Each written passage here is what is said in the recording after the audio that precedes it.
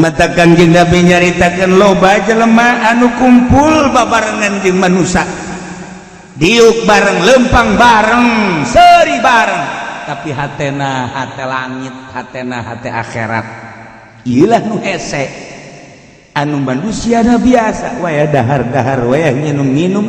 wayah diuk bareng lempang bareng tapi ternyata qalbuhu bisama hatena di langit yakni berhati akhirat ialah wali-wali Allah subhanahu wa ta'ala barengnya wayah dahar wayah nginum biasa tapi hatena hati akhirat ngageser katena ieu mah urang kadanan cara wali Allah ieu mah urang hatena hate masjid we heulana masyaallah di mana bae ingetna ka masjid bae masyaallah rajulun qalbuhu hate lalaki hatena adalah mu'allaqun bil masajid digantungkeun di masjid eta nu hese ge untuk jelema mah di luar tapi hatena ngagantung bae di masjid paeh tamat qalbu mu'allaqun bil masajid hate masjid keur di mana bae neuleuhan jam bae jam sabaraha biasa salat jam sabaraha ieu mah pan urang di jero masjid ge neuleuh jam hayang geura keluar di majelis bae di majelis neuleuhan bae ya angel amat teh kana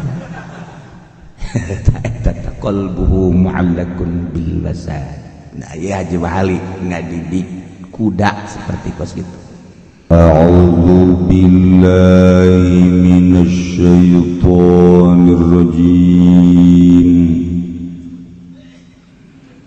Bismillahirrahmanirrahim. Faslun utawi ikilah iku fasal sawi. Man kana ma'adabbatin aw dawab tawi sapa maniku ana yang maniku tetep sumertane dabbatin hewan sewiji aw dawab atawa pirang-pirang domina islafa maka ketempuhan yang meningarusak kedabah nafsan ing awak-awakan wa malan lan harta lailan wa nahar ing dalem bengi wa nahar lan awak walau balat lan lamu yuhi adabah awrasat atau ngising adab bitarikin ing dalam dadalan fatalifa bihi nafsun maka rusak bihi kalawan sebab baul opo nafsun awak-awak aw malun atau harta fala dhamana maka ora katempuhan iku wajib wa yatarizu amala yatadulan ngaraksa ya si wong rakibud dabah lan ngaraksa ya wong rakibud dabah amma la yutadu saking barang kang ora den adataken ya karok din syadidin kaya nakal kang sanget wa alim dalam jebul Fa'in khalafa maka lamun mulayani ya si wong domina maka ketempuhan ya si wong mata walada minu ing barang kang narima ma saking malayutadu wa man habilalan utai sabang maniku nanggung yasimman hatoban ing kayu bakar ala lohri ing atas gegeri man au bahimatin atau raja kaya fahaka maka narajang yasman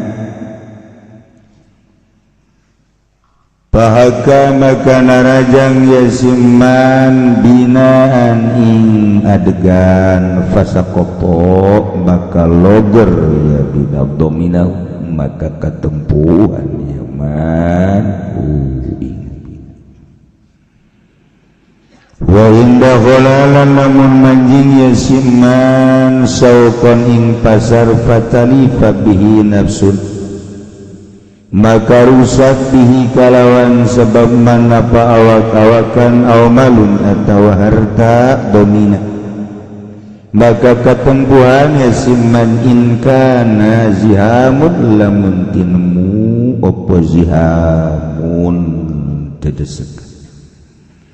fa ilam yakun maka lamun ora tinemu ya ziham wa tamazzaqo lan narima soek opo saubun dodot fala doma illa sauba amanging dodote wong kang buta illa sauba anging dodote wong kang buta wa mustadbiran lan wong kang wa mustadbilil bahimah lan wong kang mundur bahimah payajibu maka wajib opo tadbiu ngeri-ngene ingma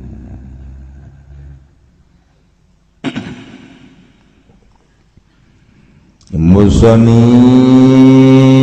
dinaya pasal derek nerangkan tentang perusakan anu dirusak ku hewan nu dirusak ku sato jelema Zaid misalna naik kebo di Bandung ngamuning di dia mah kebo mun dipoto munding nu di Bandung jeung kebo nu di aku kos gitu keneh beda ngaran doang mun di kampung Melayu kerbau beda ngaran eta Zaid naik kebo kemudian kebo tersebut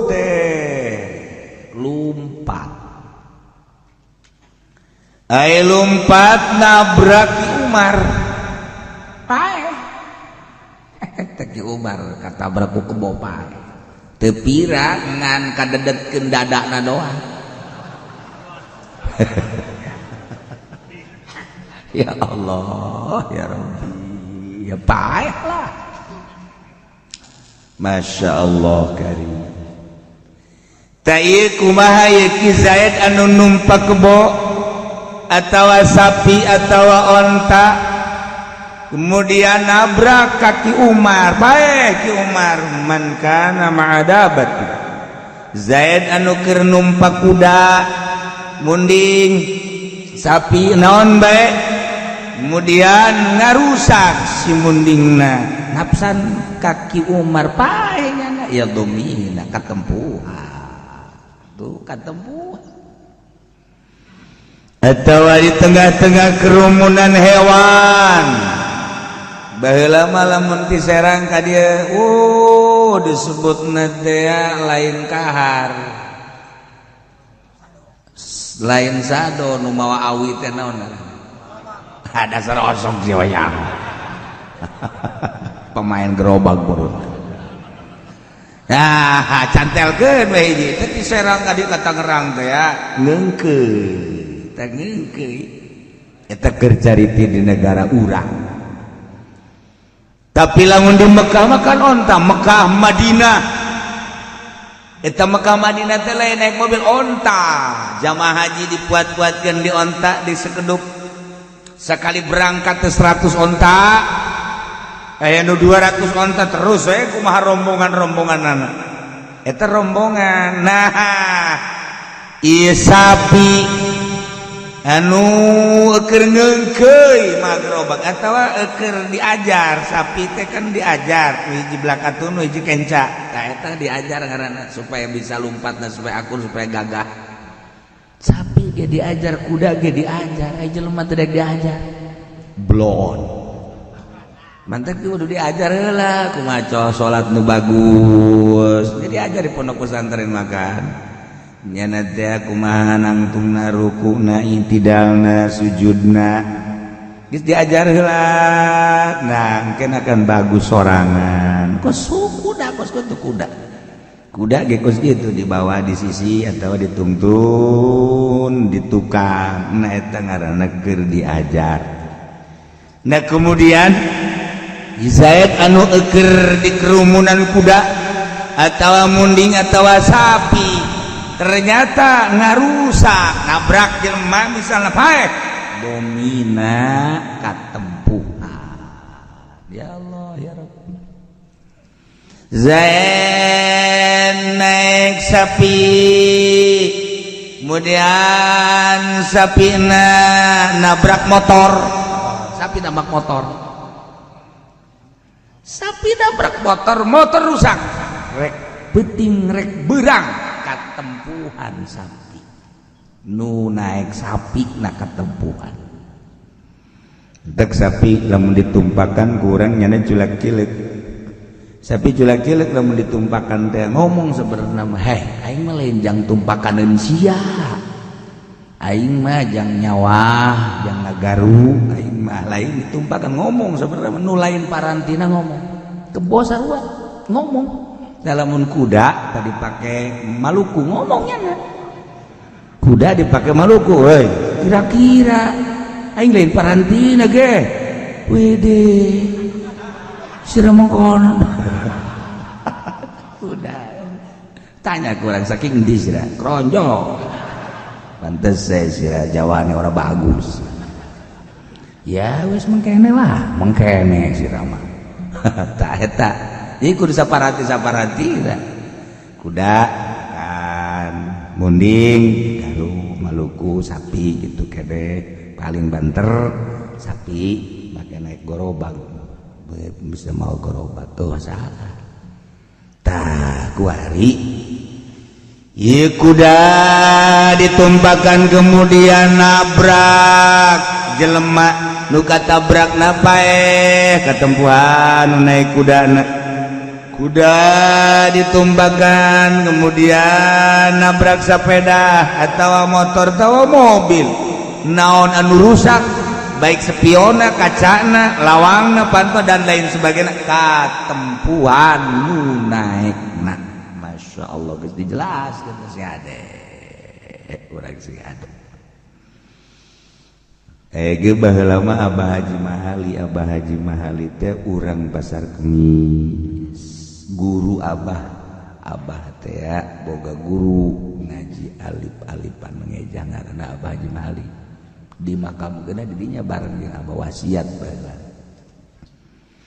kula lamun maot hayang ngahiji jeung kiai jeung haji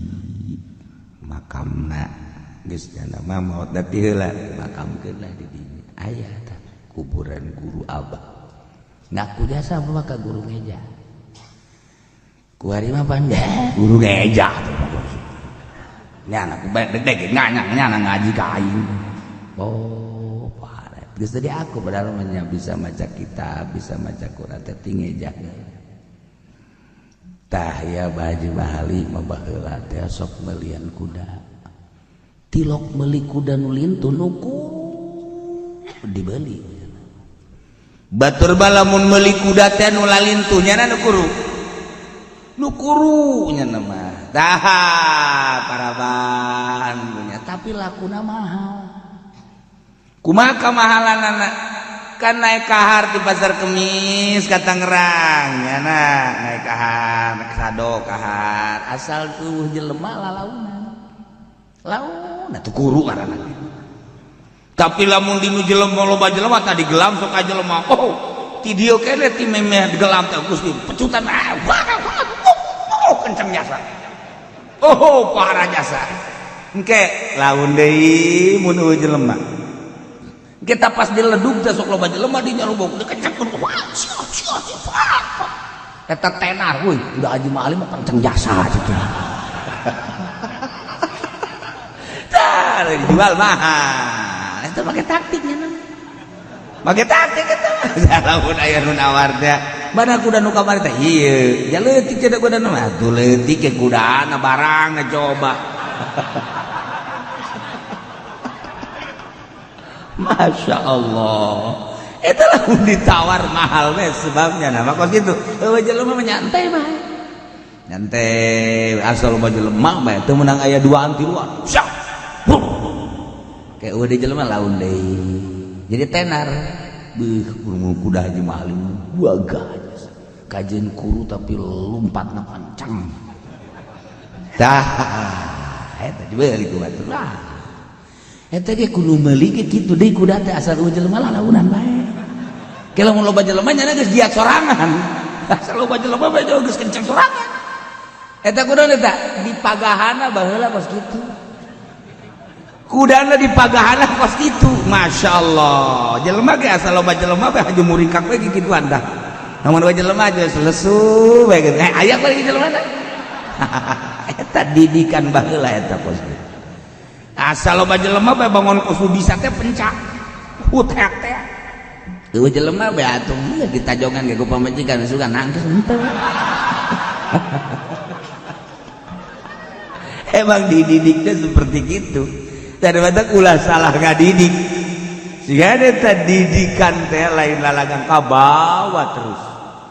mentek santri salafiyah mah kadendeuna luca lece di pondokna teh setahun 2 tahun 5 tahun 6 tahun 7 tahun balik ka imah teh kadendeuna biasa-biasa bae biasa bae artina biasa bae ge waya ulin-ulin anu teu kebeneran menyenang ngajina tuh waya gaul-gaul tapi deuleukeun ka tungtungna keun set ji budak ieu masjid bangunaun ngarumat mulai di rumah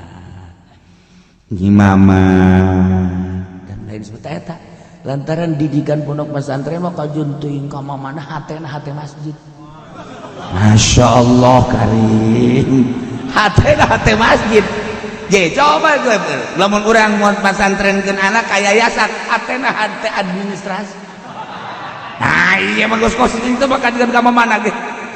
dididik di pondok pesantren modern jago bahasa Inggris bisa Arab mah ngomong pokona bahasa orang hebat tapi hati administrasi teu meunang we nanaon haju catet bae administrasi tapi pondok pesantren salafiyah kajentin badigul ku bage hati masjid deuk kumaha tuh matak loba kas masjid nu leungit pendampingan sama kosiak tah Masya Allah beda dek nyiptakeun hate teh hate mushola hate masjid hate majelis taklim hese teh nah aya nu pinter mah atuh ambalaya ku ari ge menteri palalin terjasa gubernur palalin terjasa bupati palalin terjasa bahkan lain sakadar pinter bupati ge aya anu jebolan kiai jadi bupati lantaran hatena hate administrasi atuh hese bae tah ieu urang deuk nyiptakeun manusia anu hatena hate masjid hese eta kus Masya Allah mata Kangjeng Nabi nyaritakeun loba jelema anu kumpul babarengan jeung manusia diuk bareng lempang bareng seuri bareng tapi hatena hate langit hatena hate akhirat ieulah nu hese anu manusia biasa waya dahar-dahar waya nginum-nginum wayah diuk bareng lempang bareng tapi ternyata qalbuhu bisama hatena di langit yakni berhati akhirat iyalah wali Allah subhanahu wa ta'ala barengnya wayah dahar wayah nginum biasa tapi hatena hati akhirat ngageser tatena ieu mah urang kadanan cara wali Allah ieu mah urang hatena hate masjid we heulana masyaallah di mana bae ingetna ka masjid bae masyaallah rajulun qalbuhu hate lalaki hatena adalah mu'allaqun bil masajid digantungkeun di masjid ya teh nu hese ge untuk jelema mah di luar tapi hatena ngagantung bae di masjid paeh temat qalbu mu'allaqun bil masajid hate masjid keur di mana bae neuleuhan jam bae jam sabaraha biasa salat jam sabaraha ieu mah pan urang di jero masjid ge neuleuh jam hayang geura keluar di majelis bae di majelis neuleuhan bae ya amel amat teh kana eta qalbuhu mu'allaqun bil masajid. Nah ya Haji Wali ngadidik kuda seperti kos gitu dibelian kuda kuru bahkan kuda gering murah aju dikombong di paraban dibersihan di roskam geus bisa lempang diajar lempang terus cara magahana ngajarna seperti gitu karunyaeun ka kuda dinu sepi lalaunan sadaekna nyana asal dinu rame wah geus dipecutan cia bu asal datang ka gelam we kadulu tak kuda Haji Mahali nyingkir kabeh jelema awas hayang kecep oh cepet kasih ibu kuda dia datang di kaledungkus itu kayak wah nu rame teh di gelam saya jelema tadi didoyong saya tik diledung baheula teh kos kitu tah negara seputar Jati Pasar Kemis kadi tah pasar ge nu disebut Pasar Kemis masarna Kemis jeung Senen sakitu doang kuari mah masar unggal poe di samping unggal poe beurang peuting deuk jam sabaraha waktu hees pake neangan dunia bae kabeh masyaallah manta kurang Baduy mah embungeun ka Jakarta mah embung ka Jakarta ka urang Baduy emang kunaon iraha rees ka urang Jakarta cenah saya kira banyak orang Jakarta kabeh Baduy ngaranna ge teu ngayang aing cenah ka Jakarta naonan tidak kares orang Jakarta bakara luar biasa Baduy Masya Allah emang orang lamun ngadegeun Baduy sekapeung sok aing saya tapi bener ya nama bener jasa kita naik motor embung ya nama embung kita naik motor ih ibaratnya embung naik motor uyuhan orang Tangerang kararuat biasa dipaksa kita naik motor naik atau langsung tekuatin suku nih ketilok pakai sendal pada kena knalpot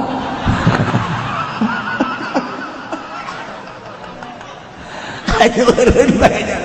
geus saya mah teu kuacek ya da darah ria bakararuat amat dak pakai sendal pilok aju nincek step henteu atuh langsung ka knalpot dan naon atuh Baduy ngaranna ge ya Allah ya Rabb mantak jana mah geus dideuk bae ka urang Tangerang urang Serang nu narek motor euy karuat biasa dia ya tuh make cara duy dasar Baduy nah ya geus berarti jelema anu naik kendaraan hewan di dieu mah sarua kendaraan ge jelema kuari naik motor jelema kuari naik mobil kemudian nabrak hewan komo nabrak jelema domina tetep ketempuhan Masya Allah karim kaden walau balas bitarikin fatalifa bihi nafsun fala domana lamun Zaid naik kuda kemudian kuda nabrak jelema paeh katempuhan Zaid naik kuda kemudian kuda nabrak motor nu naekna Zaid katempuhan kuari mah Zaid naik kuda kemudian kuda nakiih di jalan kuda kiih di jalan nah hasil daripada kiih di jalan aya jelema ti soredat tidak cai kiih kuda pae ya meureun mantap kitu ge kolot tuh ke tanaga ya pantar si eta lah bala domana tetep teu kudu katempuhan atuh tah mah kuda kiih di jalan nyana mah nyana ti soledat nah eta mah urusanana berbeda Masya Allah walau rosat lamun kuda ngising bitarikin di jalan kemudian aya jelema lempang ti soledad fala dhaman teu kudu katempuhan sebab nyana lempang kunaon lain duladeun atuh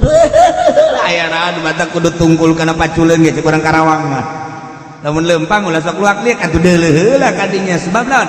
jalan maparanti liwat kendaraan ai kendaraan teh kapan macem-macem nu liwat teh keur carita zaman baheula ya kuda ya sapi ya munding ya onta malah baheula makan aya khusus jalan ge ulah jalan kadinya teh mah jalan kebo aya khusus kebo ge boga jalan atuh lain jalan kareta bae kebo ge jalan boga jalan kebo teu daekeun da kebo lamun lain kadinya eta baheula mah kos kitu patuh-patuhna kebo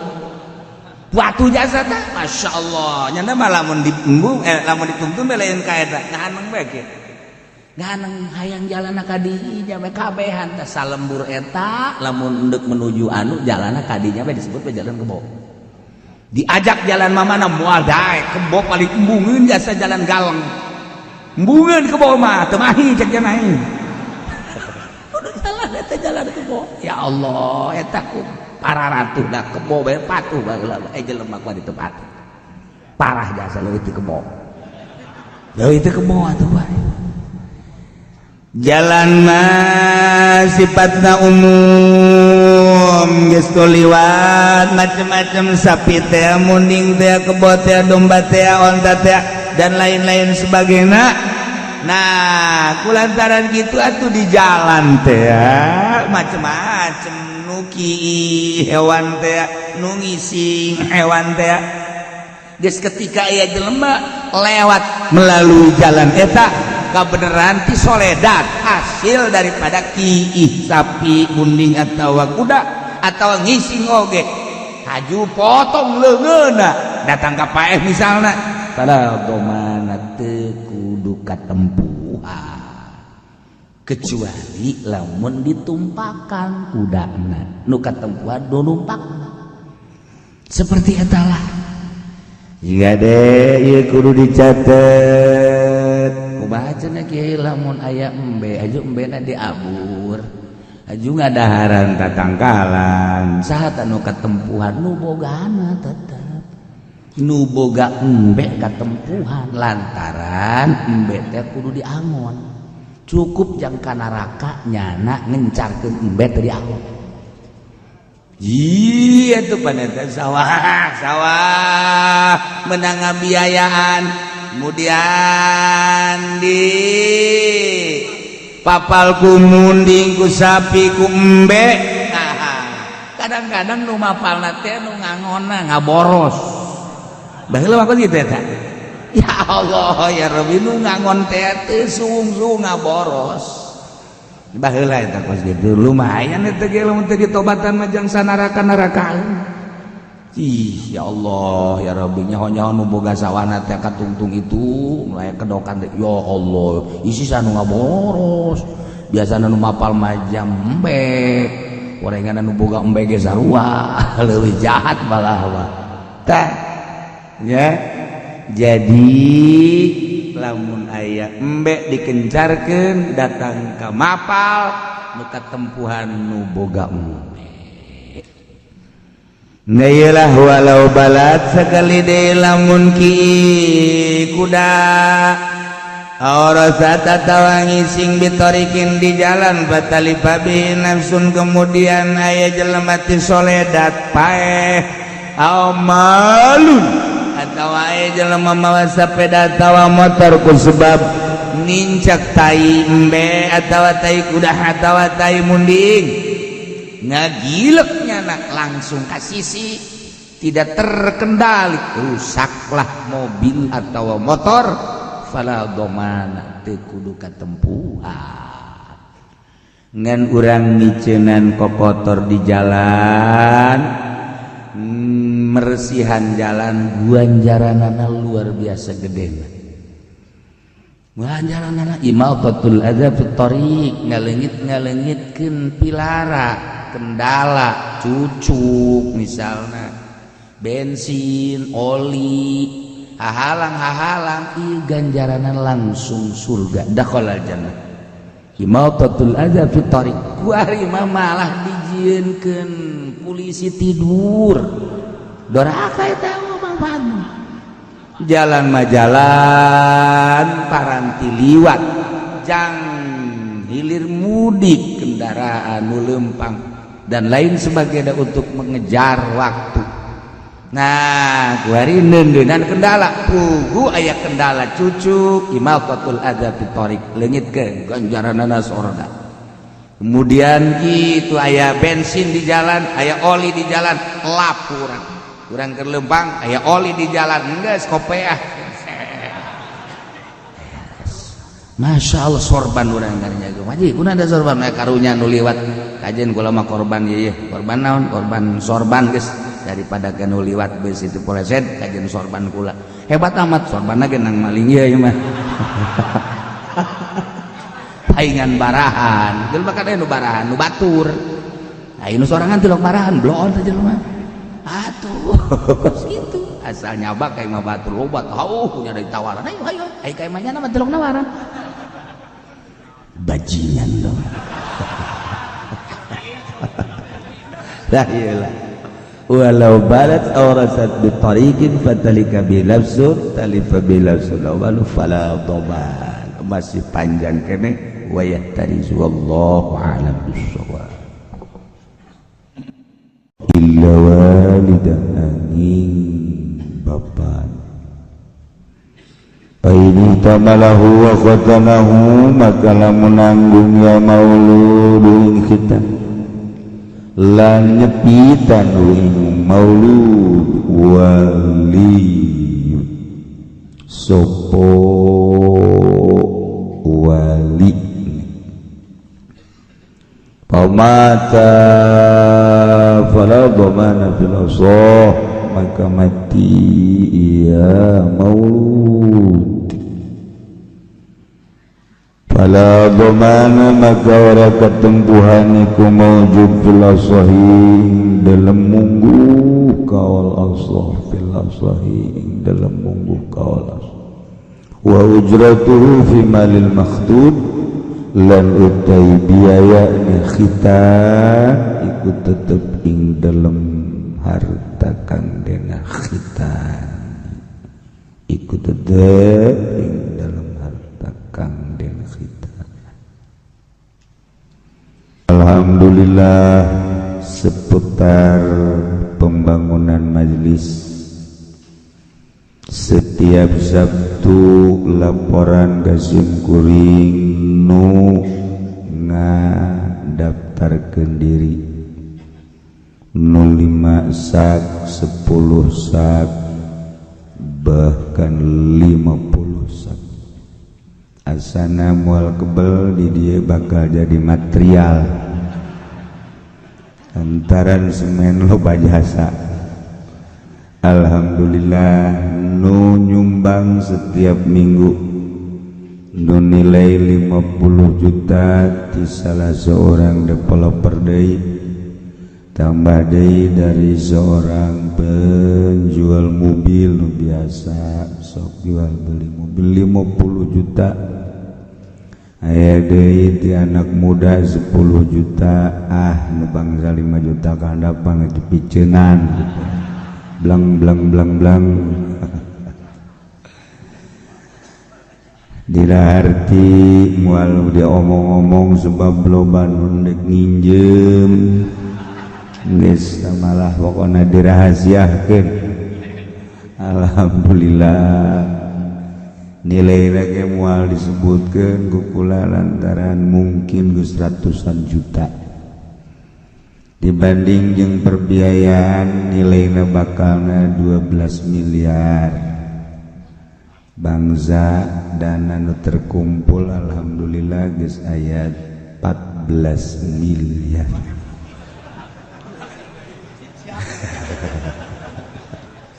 jadi leuwih seputar pembangunan majelis alhamdulillah sangat tidak ada kesulitan sangat alhamdulillah betapa peduli orang-orang kaya, orang berduit. Nu kaya peduli mah mending deres menu miskin dia masih peduli kan. Alhamdulillah nyana nyumbang semen bonnet tidak dibayar gokula. Pedulinya alhamdulillah insyaallah wal kebal deui minggu hareup memeureun tihang-tihang bakal narangtung siapkeun jeung nangtungkeunana lantaran meureunana berat saurang sahiji tihang kudu nangtungkeun bisa payah ditihang jadi make keren. Nah iyalah minggu hareup insyaallah geus narangtung tihang-tihangna langsung keren masang luhur-luhur balokan-balokan jadi haul supaya terpakai singkat cepat etalah lantaran loba duit gitulah.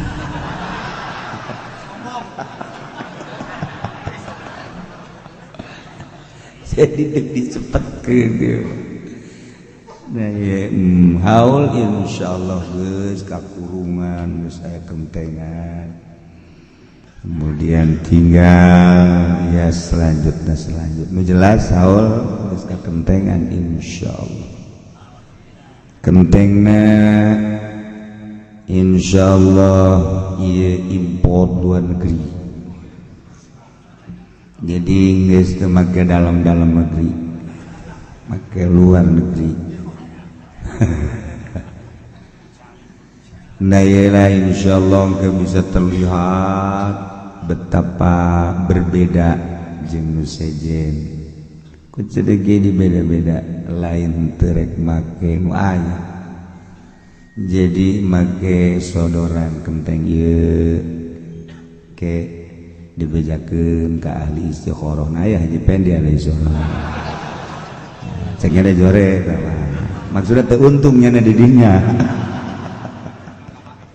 teu jadi deui sodorkeun di nu ieu teu deui jadi selektif. Nah alhamdulillah terpakai akhirna salah satu kenteng anu buatan luar insyaallah besinanya seperti etalah jadi teu sambarangan kenteng loba bahkan urutna ge loba keneh urutna ge ieu dijual mahal hargana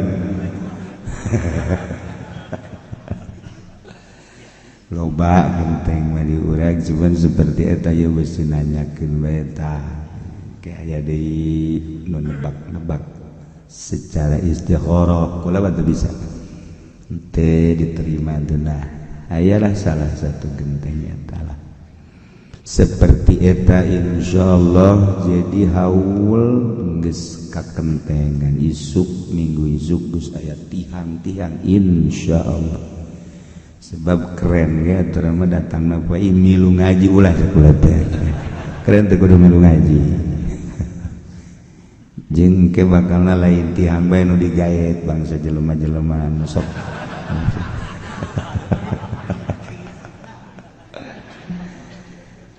kemudian teu karasa kula ditegor ku adik-adik kula ku keluarga bahwa urang geus asup di bulan Safar kiraha cenah urang gerak kula mah rada poho lain pohon naon iraha ternyata dihitung-hitung orang minggu ieu urang mulayan merekrut dana haul ulah kudu jadi bingung janu tilok mah tilok bae anu osok-osok atuh biasa wae ya ieu mah urang inget kieu doang nu ngilu haul tahun kamari tahun ieu loba nu teu ngilu nyana eker menikmati hasil-hasil ibadah baik mahdhoh maupun gair mahdhoh Kitu kene rekrutan dana atau donatur ngana pernah memberi maulidan rajaban termasuk haul kapanggih lah ngakunyana di jero kubur. Selama 1 tahun ahli majlis di dia khususna umumna di luar urang sering macakeun Fatihah nu moal milu hawal tahun. Urang insyaallah mudah-mudahan panjang umur bisa milu deui zikiran babarengan haulan ngahaulkeun kutubul aulia Syekh Abdul Qadir Al-Jailani qaddasallahu sirrahul aziz meureun deui nu milu taun ieu ge asana taun hareup wallahu a'lam. Jabangonan geus da lain deui kadari leuleus kadari loba anu parargat sarap-sarap daerah tinggal urang merenung mangpang meungpeung urang keur dibere modal yakni umur tur sehat yuk urang pake ibadah ka Gusti Allah terutama salat Ramadan atuh puasa mun nisab zakat kitu kana haji umroh kemudian ieu syiar-syiar bangunan masjid majlis mushola pondok pesantren termasuk maulid dan rajaban haulan hayu bae nembongkeun ka cinta urang kana terkait maulidan ka Kangjeng Nabi ulah ditaringgalkeun di lembur-lembur hoyuh rajaban kitu kene kekarasana urang geus maot bakal kapanggih rasa cinta urang dibentukkeun ku sedekah-sedekah selain daripada sholawat-sholawat kitu kene urang ka para aulia-aulia Allah para ulama-ulama. Ayo bae mumpung urang hirup keneh tur dibere sehat urang berpacu dalam rangka neangan ridho Allah Subhanahu wa taala. Mulai dina poe ieu urang ngayakeun rekrutan dana haul sameunangna jeung sing ikhlas teu kudu riweuh-riweuh. Hiji kedua teu kudu aya gerakan-gerakan di luar cukup poe minggu bae bahkan aya dinu laporan teh aya anu ngarikrut dana jang majlis di dieu aya nu laporan di salah satu kampung ulah pertama geus diberitakeun ngan kamari aya di berita teu kudu geus pokona insyaallah majlis terus berjalan ulah aya kumpul di luar majlis di dieu baik majlis maupun haul teu kudu bae geus pokona urang babarengan ngumpulkeunana cukup di dieu bae lantaran kena sok loba fitnah kos gitulah seputar pembangunan jeung haulan. Kemudian atuh ieu Fatihah hiji kitu Abdul Manan bin sedang sakit saeda. Ternyata horenganan awewe ge wajib disundatan ngan ulah ngondang make surat ondang dek nyundatan sarwiti ulah jadi kudu lalauna sembunyi-sembunyi jumput-jumput ulah dijelaskeun sebab tama barang nu teu bagus diomong-omong kudu disumput-sumput ulah dideuleu mun deuk dipake eta barang jadi pakeun lain deuleu ragap meunang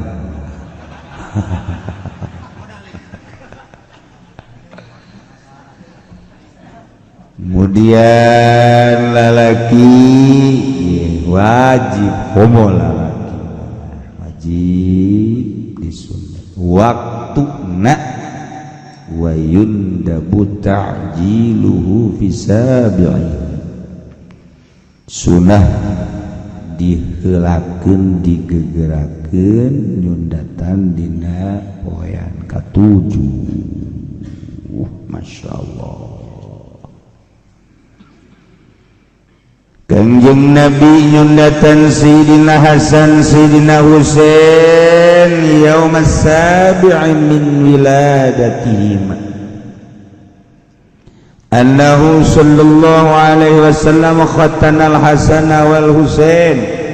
sayyidina Kanjeng Nabi ngakhitan incuna yakni Sayyidina Hasan Sayyidina Husain dina poean katujuh dina dilahirkeun orok Masya Allah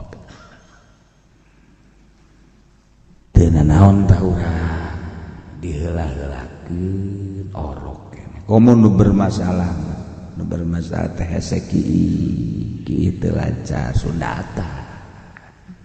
ti budak keneh. Kumaha lamun menurut ilmu kedokteran, menurut medis atau cek pengkong, ieu mah budak mun disundatan moal kuateun lantaran aya terjangkit penyakit. Orok daya tahan tubuhna lemah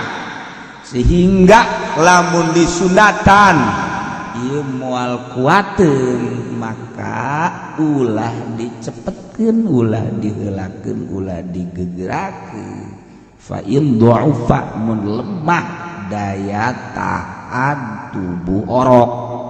anihtimali tina nanggung nyundatan moal kuateun cek medis terlalu kitu dini orok kene sebab daya tahan tubuhna anu teu kuat maka ukhiro tangguhkeun heula datang ka kuat deuleu 5 bulan setahun 2 tahun kumaha katang ka kuat terus memeh balik besunah ieu teh mah sunah ngan nu bagus nama memeh ku urang diajak ka masjid budak geus kudu disundatan biasa budak milu ka masjid umur 5 genep tahun 7 geus arulin di masjid kajen budak kena ulin di masjid masalah asal geus disundatan daripada di mall-mall ulin di masjid tah budak baheula mah pan ulin teh ka masjid budak teh jadi jana kan maca tuturutan ngaji di masjid bahkan balik nganjang ge baheula hese di masjid baheula kos gari itu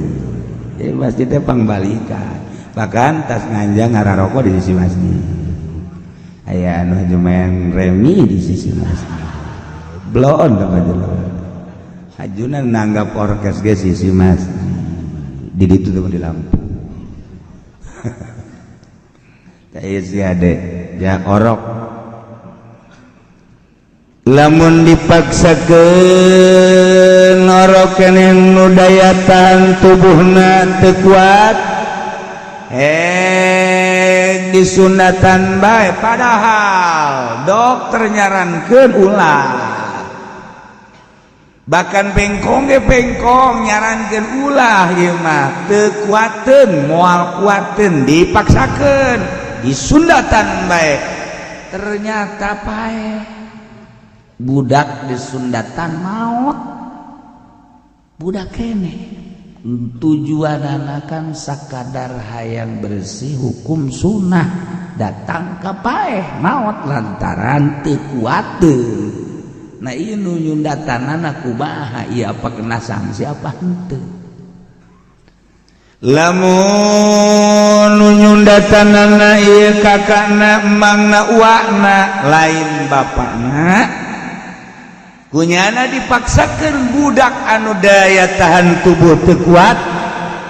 disundatan bae naon lazimahu kisos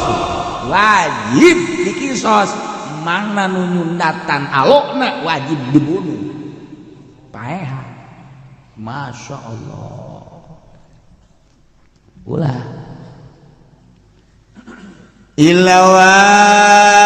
walidan kecuali bapakna nundatanana henteu lamun nyundatana bapakna usah mun di luar bapak tetep kena kisos. Waduh lain masalah leutik eta lain masalah leutik atuh kudu dikisos teh kira-kira sebabna nu diburukna hanya sekadar sunnah mentak naon nu diburukna ku urang sunnah kos urang deuk nyium hajar aswad nyium hajar aswad hukum nangan sekadar sunnah tetapi iza teh nyerikeun batur kemudian ngahalangan batur eta haram antara tujuan nyium hajar aswad jeung nyerikeun batur ngahalangan batur iza eta teh gedean kene iza atuh urang mau maksakeun nyium hajar aswad doraka mendingan nyium pamajikan di kamar gedean eta di gajaran lamun hayang sarua jeung hajar aswad hideungan pipina gitu.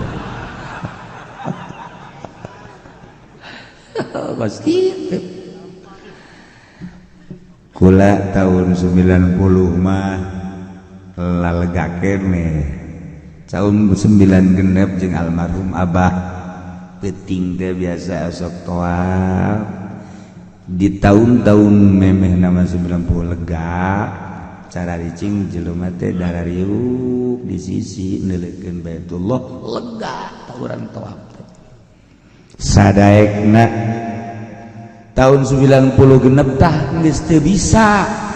geus mulai aya naon kitu ngaranna bisnis nyium hajar aswad geus mulai aya bisnis Maduro jeung Banjau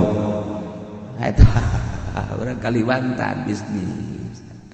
kakarak antri kan antriana panjang dihareup aya anu getihan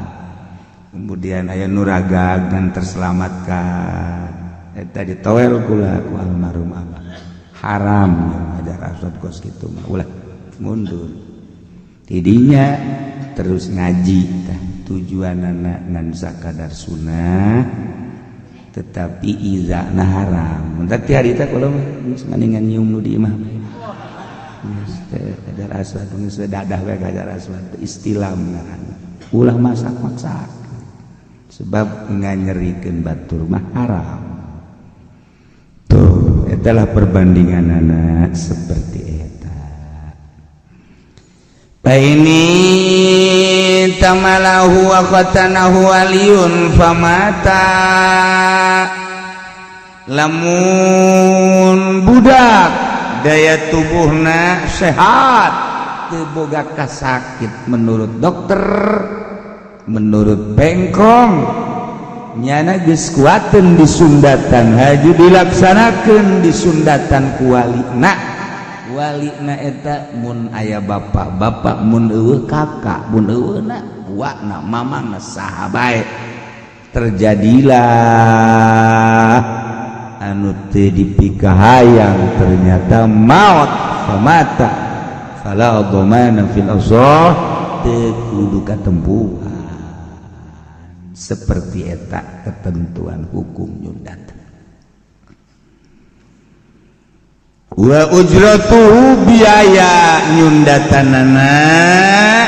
bimalil maktun harta jang biayaan nyundatan adalah tinu disundatanana budak nu disundatanana mazakaron kana aun sarek lalaki rek awewe nu ngaluarkeun biayana budak sogiron au kabiron budak na leutik atawa gede na ieu nyana sebab nyundatan jangka maslahatan manehanana sarua bae. Jadi jangan nu wajib ngaluarkeun biaya nyundatan. Eta ketentuan agama. Kumaha cenah kieu lamun teu boga duit mana aya budak leutik boga duit dibiayaan ku bapana eueuh masalah. Cenah ieu mah bapana teu boga duit budakna teu boga duit aya babaturanana deuk nyumbang nyundatan eueuh masalah. Ngan kewajiban pertama budak teu boga duit bapakna bae eueuh masalah. Kakakna cenah deuk mangyundatankeun eueuh masalah. Tetanggana deuk eueuh masalah. Jadi bebas-bebas bae ngan asli manyana sebab jangka maslahatan dirina. Kumaha jeung ari dihajatkeun hajat nyundatan teh akan eta mah bentukna syukuran.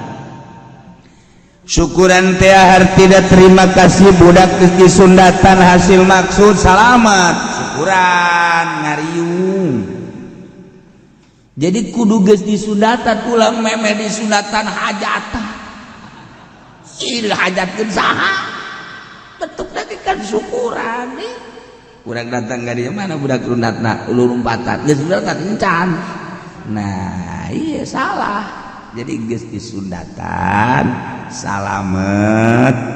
bersyukur urang ke Allah hasil maksud geus disundatan tur salamet syukuran ka Gusti Allah ulah memeh disundatan salah hajatan ge urang saralah hajatan teh kuduna makan nikah heula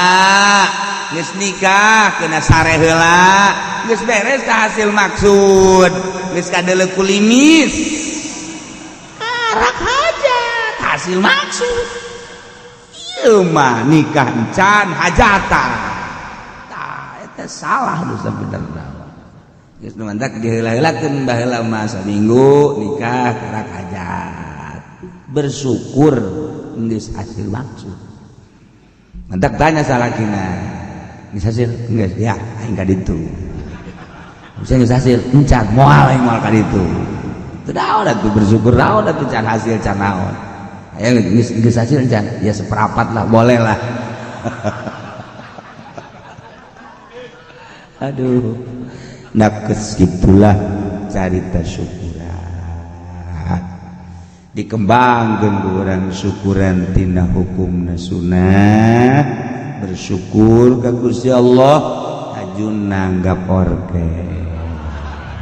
iya pengembangan tina sunnah jadi haram nanggap jaipongan Masya Allah amprekan nah iya tidak tadi sunnah wari jadi haram kos gitu tadi urang teh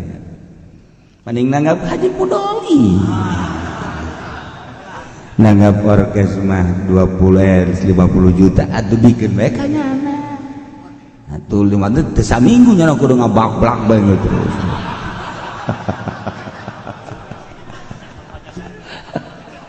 aduh ya Allah ya Rabb seperti itulah cerita tentang nyundatan perlu diingat-ingat ke orang boga anak segera sundatan bisi mimilu ka masjid nangkel ka urang jadi korban kumaha cenah kieu urang boga anak awewe aja teu disundatan aja milu ka masjid terus ngagalendot ka urang henteu awewe mah teu bantak jadi ngabatalkeun sebab teu nyangkrung ai lalaki mah nyangkrung najis awewe mah henteu mun hayang bukti coba kanu di imah buka set coba nyangkrung teh jeung urang teh ulah sia mangka kitu deui datang ka imah aing teh ku ki uci jeung aing ya tungtung tah ieu keur carita dong moal nyangkrung Aslun wallahu a'lam